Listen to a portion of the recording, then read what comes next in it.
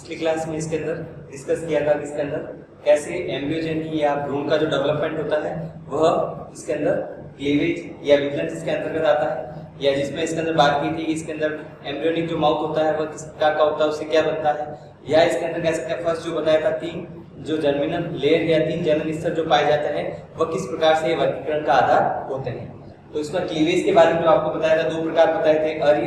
और सर्पिल वितरण, रेडियल और इसके अंदर कह सकते हैं सेकंड जो था वह उसे कहा जाता है इसके अंदर सर्पिल या स्पाइरल क्लीवेज। वितरण और भी इसके अंदर कह सकते हैं अन्य प्रकार का हो सकता है, जैसे 2 भागों में यदि और इसको डिवाइड किया जाए क्लीवेज या वितरण, तो वह इसके अंदर कह सकते हैं होता है और निर्धारित या जिसे कहा जाता है इनडिटरमिनेट।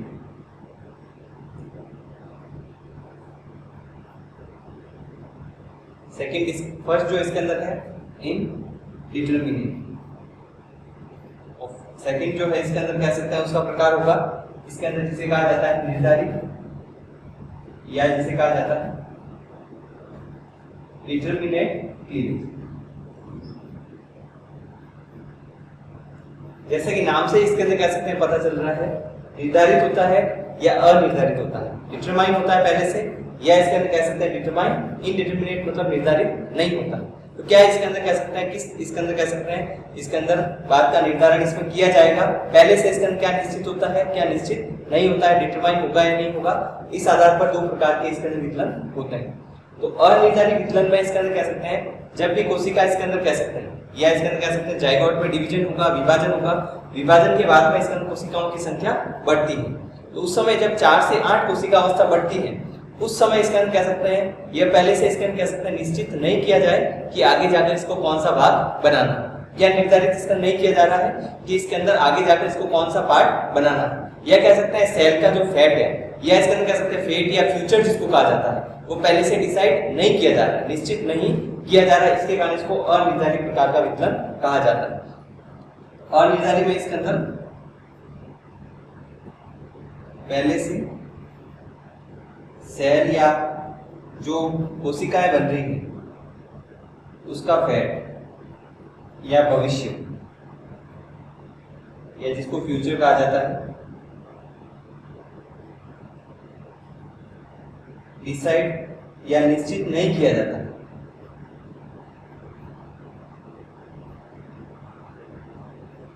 नॉट डिसाइडेड,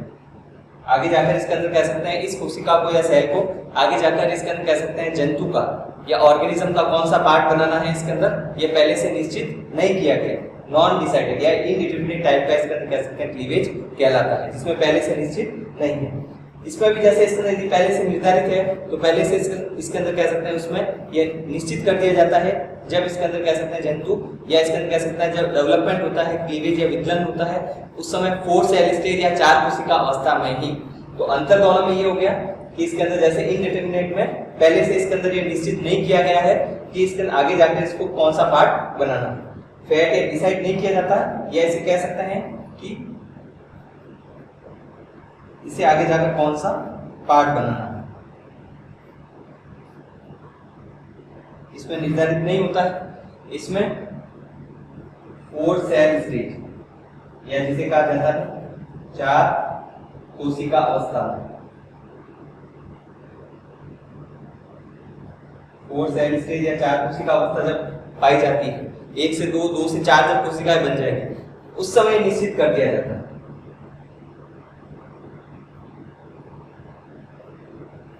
क्या निश्चित किया जाता है? सेल का इसके अंदर फ्यूचर पहले से इसके अंदर डिसाइडेड होता है कि आगे जाकर इसके अंदर कह सकते हैं 4 सेल स्टेज में भी कि 4 सेल स्टेज है उस समय इसके अंदर कह सकते हैं आगे जाकर ये कौन सा भाग बनाएगा। 4 कोशिका अवस्था में जैसे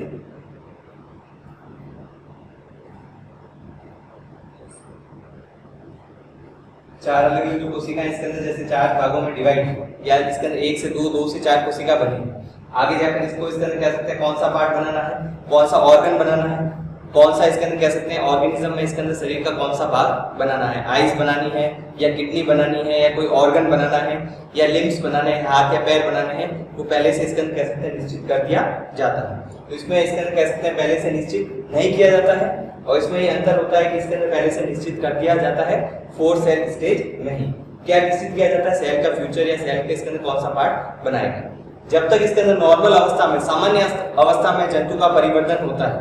नॉर्मल स्टेज में परिवर्तन होता है, तो अनिर्धारित प्रकार का विकलन हो या इसके अंदर निर्धारित या जिसको डिटरमिनेट क्लीवेज कहा जाता है वह इसके अंदर कह सकते हैं यदि हो, तो दोनों में इसके अंदर कह सकते हैं यदि सामान्य अवस्था में इसके अंदर कह सकते हैं कुछ भी उस पर इफेक्ट दिखाई नहीं देता है, लेकिन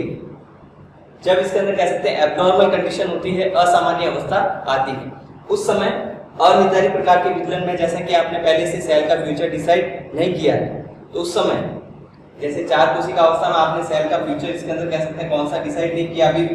इसके अंदर कह सकते हैं इसका फ्यूचर जो है बाद में डिसाइड किया जाएगा, पहले से निश्चित नहीं किया गया।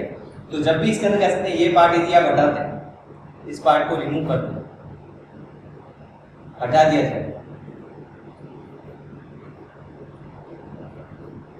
तो जंतु के शरीर पर इसके अंदर किसी प्रकार का प्रभाव नहीं पड़ेगा। जब ये कोशिका 4 कोशिका अवस्था में 8 में आपने इसके अंदर कह सकते हैं इस सेल पार्ट को हटा दिया, तो उसके अंदर कह सकते हैं यदि पहले से निश्चित नहीं है कि आगे जाकर इसको कौन सा पार्ट बनाना है, तो बाकी जो 3 कोशिका है वो इसके अंदर कह सकते हैं विभाजन के द्वारा उस स्थान को ले लेती है, और जहां पर इसके अंदर कह सकते हैं जो पर्टिकुलर पार्ट पाया जा रहा था वह इसके अंदर कह सकते हैं उस इसके अंदर बाद में इसके अंदर कह सकते हैं अन्य कोशिका इसके अंदर उसके स्थान की पूर्ति कर लेती है। इसके कारण एनिमल में इसके अंदर कह सकते हैं जंतु की संरचना में या इसके अंदर कह सकते हैं उसके भाग में किसी प्रकार का प्रभाव नहीं पड़ता है, लेकिन वो ऑर्गेनिज्म जो होता है, वो जीव जो हो सकता है इसके अंदर कह सकते हैं वो स्मॉल होता है, छोटा होता है, उसकी साइज पहले की तुलना में इसके अंदर कम होती है, जो इसके अंदर सामान्य अवस्था में जंतु पाए जा रहे हैं, क्योंकि आपने पहले से निश्चित इसके अंदर नहीं किया था कौन सा भाग बनाना है, तो दूसरी कोशिका इसके अंदर कह सकते हैं उस स्थान को ले सकती है जो इसके अंदर आगे जाकर कौन सा पार्ट बनाएगा, और जब भी बनाएगा तो इसके अंदर कह सकते हैं जो ऑर्गन इसके अंदर यदि यहाँ पे इसके अंदर कह सकते हैं जो भी भाग उसको बनाना था, वहां पर जब अन्य कोशिकाएं आ जाती है तो वह उसके अंदर कह सकते हैं उस पार्ट को बना देती है, और जंतु इसके अंदर कह सकते हैं नॉर्मल तरीके से इसके अंदर कह सकते हैं सभी प्रकार के इसके अंदर ऑर्गन उसमें या संरचना जो पाई जाती है वो हो सकती है, लेकिन आकार उसका हमेशा या शरीर जो होता है इसका हमेशा स्मॉल होता है। तो ऐसे जंतु को इसके अंदर कह सकते हैं जो होते हैं या विकलन जो पाया जाता है उसको अनिर्धारित विकलन कहा जाता है। इस प्रकार बनने वाले जो इसके अंदर परिवर्तन है, इसमें जो परिवर्तन पाया जाएगा,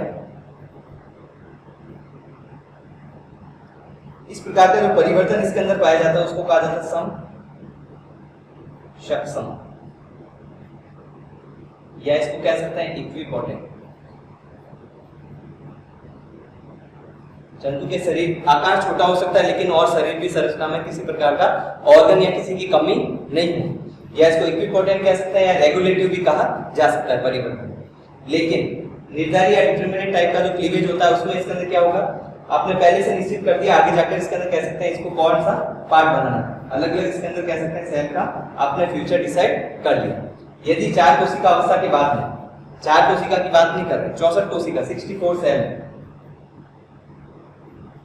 उस अवस्था में यदि कोई सेल डैमेज हो जाती है, उसको यदि वहां से हटाया जाता है, डैमेज हो गई और वहां से यदि रिमूव किया जाता है, तो तब इसके अंदर कह सकते हैं उसका स्थान लेने वाला इसके अंदर कह सकते हैं इसके अंदर कह सकते हैं एम्ब्रियो में कोई भी नहीं होगा। पहले से आपने फ्यूचर डिसाइड कर दिया इसको कौन सा पार्ट बनाना है, फिक्स हो गया, निश्चित हो गया।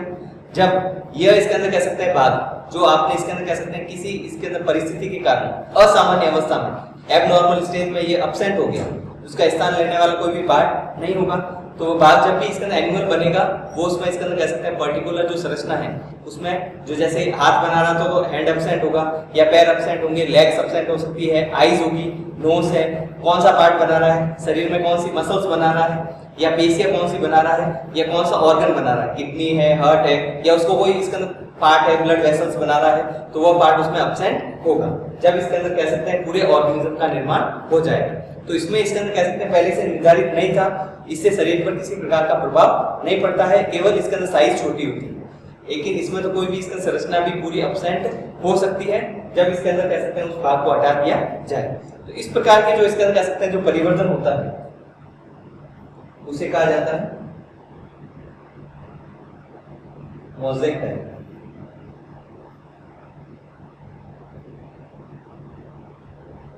मोज़ेक प्रकार का परिवर्तन या डेवलपमेंट, या ऐसे एग जो होते हैं इसके अंदर उनको मोज़ेक अंडे भी कहा जाता है। जैसे इसके अंदर कह सकते हैं इनको कहा जाता है सम सक्षम अंडे या परिवर्तन। इन्हें कहा जा सकता है इसके अंदर मोज़ेक टाइप ऑफ एग, या इसके अंदर कह सकते हैं डेवलपमेंट, या इसको परिवर्तन कहा जाता है। तो यह भी इसके अंदर कह सकते हैं दो अलग अलग जंतु हैं, तो उसमें अलग अलग प्रकार का इसके अंदर जो विकलन पाया जा रहा है उस आधार पर भी वर्गीकरण किया जा सकता है।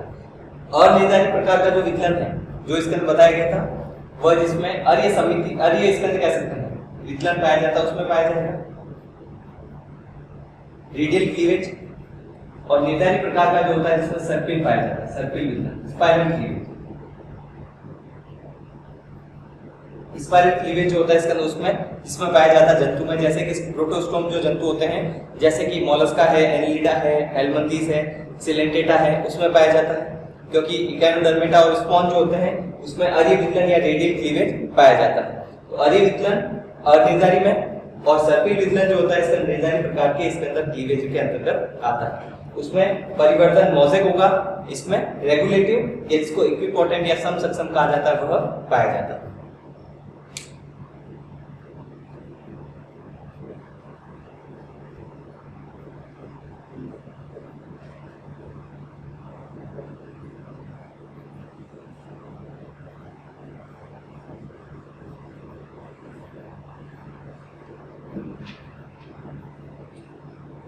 एम्ब्रियोजेनी में इसके अंदर तीसरा जो इसके अंदर कह सकते हैं इफेक्ट होता है या जो इसके अंदर कह सकते हैं उसका लक्षण होगा जिसके आधार पर वर्गीकरण किया जाता है, भ्रूणीय मुख की उत्पत्ति या कह सकते हैं एम्ब्रियोनिक माउथ का ओरिजिन, एम्ब्रियोनिक माउथ का ओरिजिन, या इसको सामान्य भाषा में कह सकते हैं कि जो आपको बताया गया था प्रोटोस्टोम और डिक्रोस्टोम अलग अलग एनिमल होते हैं, उसमें अलग अलग प्रकार के इसके अंदर वर्गीकरण में अलग अलग प्रकार के संघ उसके अंतर्गत आते हैं, अलग अलग प्रकार के जंतु आएंगे। तो एम्ब्रियोनिक माउथ का ओरिजिन जो होता है इसके आधार पर भी प्रोटोस्टोम और डिक्रोस्टोम जो होते हैं वह भी वर्गीकरण का एक आधार होते हैं। जैसे जब भी परिवर्तन होता है, जैसे इसके अंदर कह सकते हैं अलग अलग विकलन हुआ, उसके बाद में ब्लास्टुला बनता है, ब्लास्टुला में इसके अंदर कह सकते हैं कैविटी जो पाई जाती है उसको ब्लास्टोसील कहते हैं। ये इसके अंदर कह सकते हैं कोरक है जिसे ब्लास्टुला कहा जाता है। इसमें जब इसके अंदर कह सकते हैं आगे वाली अवस्था आती है जिसको गैस्ट्रुला कहा जाता है, गैस्ट्रुला भवन कहा जाता है, गैस्ट्रुलेशन, जिसमें गैस्ट्रुला का निर्माण होता है। तो इस प्रकार से हो सकती है जैसे इसमें जैसे कोशिका ये जो कैविटी हो गई खाली स्थान, बाकी जगह पर सेल पाई जाती है, पूरा सेल से कवर रहता है। तो इसी बात को इसके अंदर यदि काट कर देखा जाए, जैसे यहां पर जैसे आधे पार्ट, हाफ पार्ट,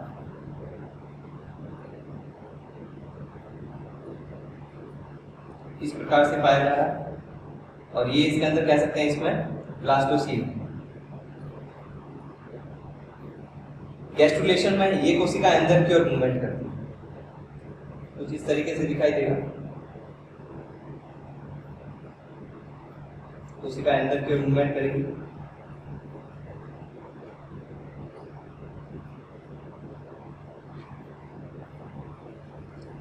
तो जैसे जैसे कोशिका अंदर की ओर मूवमेंट करती है ब्लास्टोसील छोटी होती जाएगी, ब्लास्टोसील स्मॉल हो जाएगी और इसके अंदर कह सकते हैं नई कैविटी बनती है, इसे कहा जाता है एंटेरोन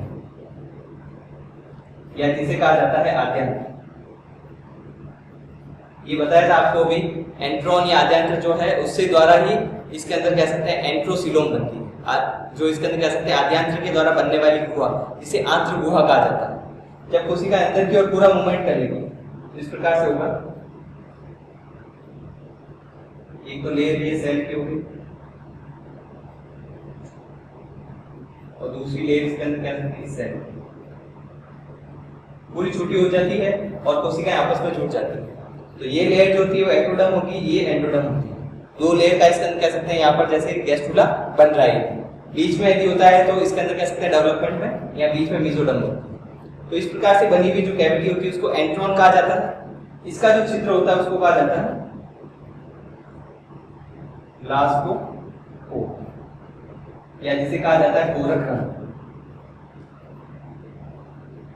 इसी के बारे में बता रहे हैं कि इसके अंदर जो ब्लास्टोपोड है इसके द्वारा आप इसके अंदर कह सकते हैं कि इसका निर्माण हो रहा है। तो ब्लास्टोपोर जो है, जो कि आद्यांत्र का इसके अंदर कह सकते हैं माउथ कह सकते हैं इसको, या आद्यांत्र का मुंह या एंट्रॉन का जो माउथ होता है उसको ब्लास्टोपोर कहते हैं। तो इस ब्लास्टोपोर से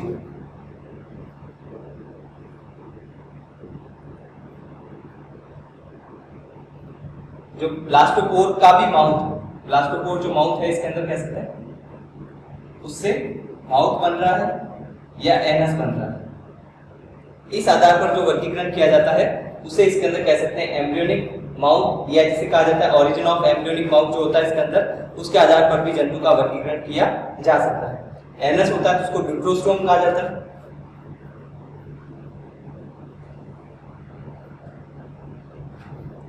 और माउथ यदि इसके अंदर कह सकते हैं पाया जाता है उसको कहा जाता है प्रोटोस्टोम।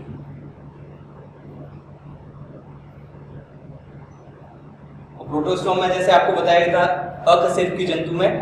एनलिडा, आर्थ्रोपोडा, मोलस्का, ये सभी इकाइनोडर्मेटा से पहले वाले सभी जंतु आते हैं। ड्यूट्रोस्टोम में तो एक तो इकाइनोडर्मेटा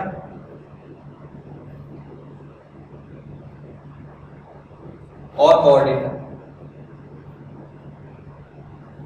प्रोटोस्टोम में इससे पहले वाले सभी जंतु आएंगे, जैसे सिलेंटेटा से लेकर सभी जंतु, प्लेटिहेल्मिन्थेस, एस्केहेल्मिन्थेस, या जैसे इसके अंदर कह सकते हैं एनलिडा, आर्थ्रोपोडा, मोलस्का, ये सभी संघ के जो जंतु हैं वह प्रोटोस्टोम, इसमें एम्ब्रियोनिक जो ब्लास्टोपोर है, जो कि इसके अंदर माउथ है, इसके अंदर कह सकते हैं आद्यांत्र का, उससे इसके अंदर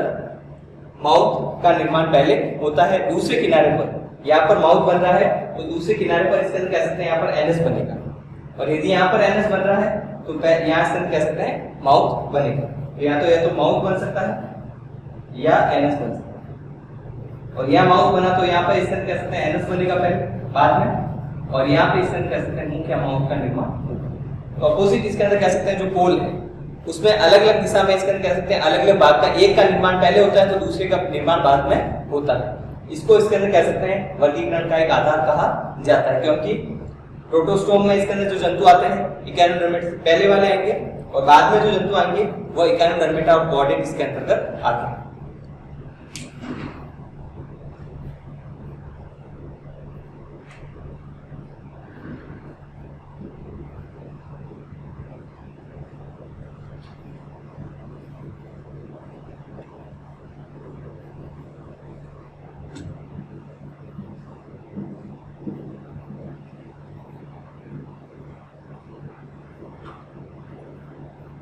इसके अलावा इसके अंदर एक और टर्म्स, जैसे इसके अंदर यदि बात करें तो उसमें पूछा जा सकता है कि जैसे इसके अंदर अलग अलग जो जंतु होते हैं इसके अंदर इस प्रकार से इसके अंदर पाए जाने वाले जो जंतु हैं, उसमें आपको सीलोम के बारे में बताया था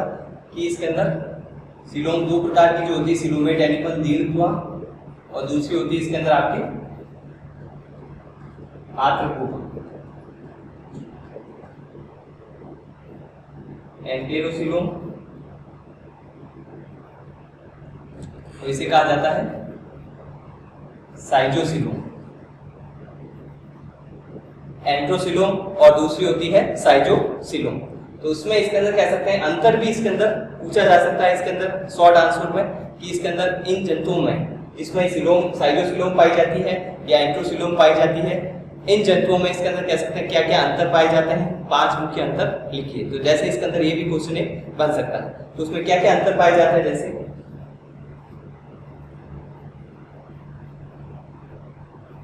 सबसे पहले यदि बात करें तो सीलोम का निर्माण,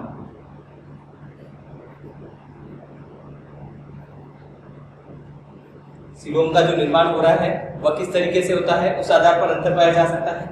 तो इसमें एंड्रोडर्म,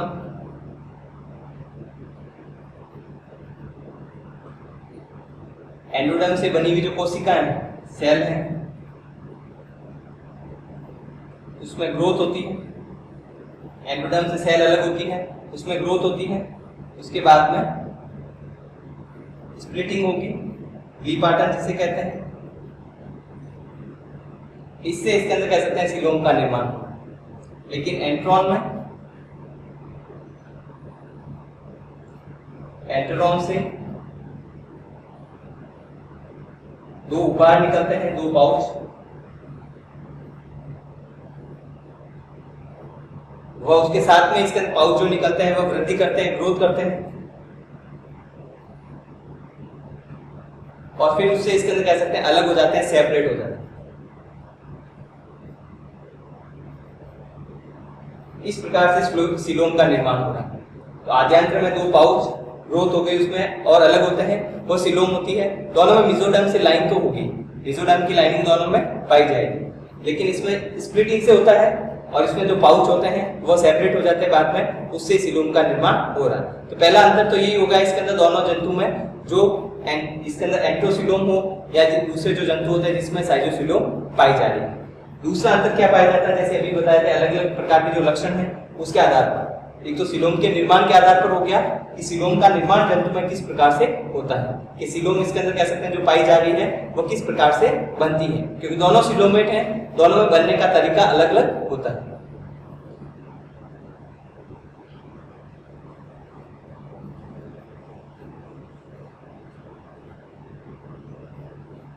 सेकंड इसके अंदर लक्षण की बात करें,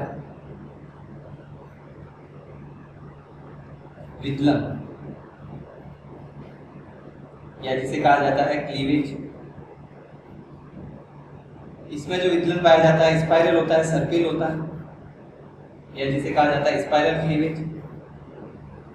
और स्पाइरल क्लीवेज और विदलन का जो अन्य प्रकार होता है, जैसे इसके अंदर यदि निर्धारी विदलन होता है, अनिर्धारी विदलन होगा, उस आधार पर कहा जाए तो इसमें निर्धारी या डिटरमाइन।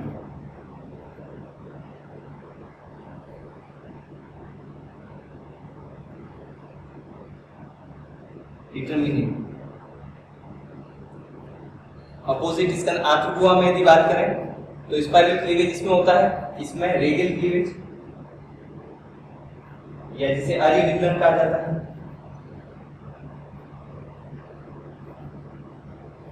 इन जंतुओं में अनिर्धारी जैसे विदलन जो पाया जाता है निर्धारी होता है, डिटरमिनेट होता है, तो इसमें इनडिटरमिनेट और निर्धारी विदलन। परिवर्तन की बात करें,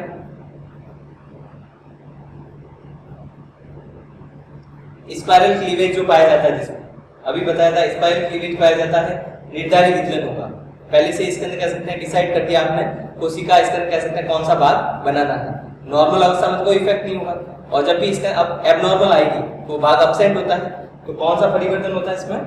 मोजेक। या ऐसे एग को इसके अंदर मोजेक एग भी कहा जाता है, या तो परिवर्तन लिख सकते हैं या इनको एग किस प्रकार के होते हैं, मोजेक। और इसके अलावा इसके अंदर कह सकते हैं यदि बात करें आंतरिक वाले जंतु में एंट्रोसीलोम जिसमें पाई जाती है,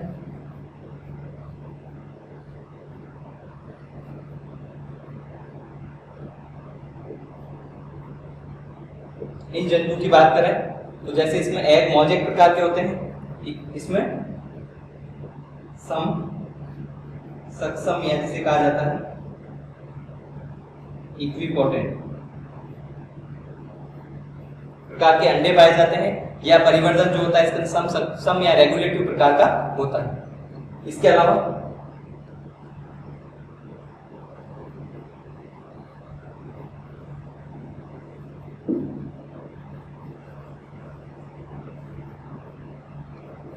अन्य लक्षण के बारे में, जैसे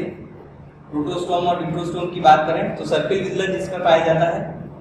वह प्रोटोस्टोम होते हैं,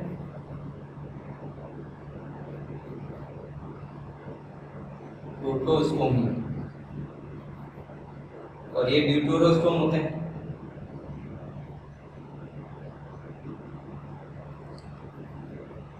इसके अलावा लार्वा अवस्था, लार्वा इसमें जो पाया जाता है उसको कहा जाता है ट्रोकोफोर,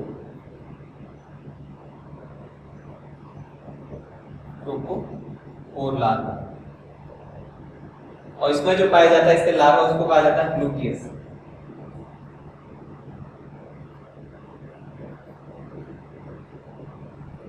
ग्लूटियस लार्वा जो कि इसके अंदर कह सकते हैं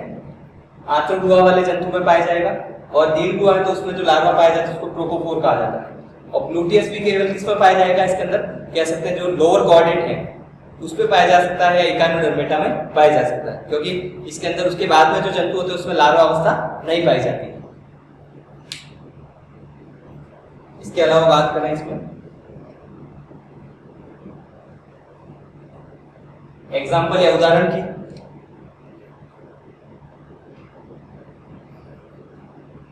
एग्जाम्पल या उदाहरण जो पाए जाते हैं इसके अंदर, अलग अलग जो जंतु है उसमें इसमें कौन से जंतु आएंगे उसकी बात करें तो इसमें जैसे निर्धारित विकलन है, इसमें जो पाए जाते हैं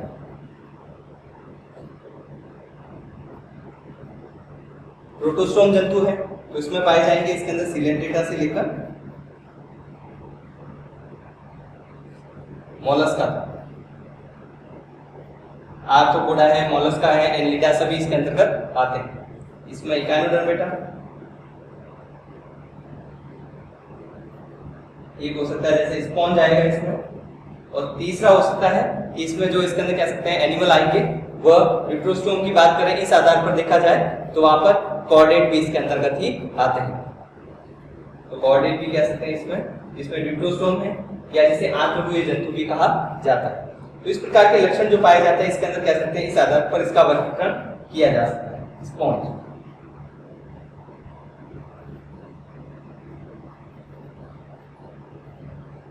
तो आगे इसके अंदर इसमें बात करेंगे ये जो अंतर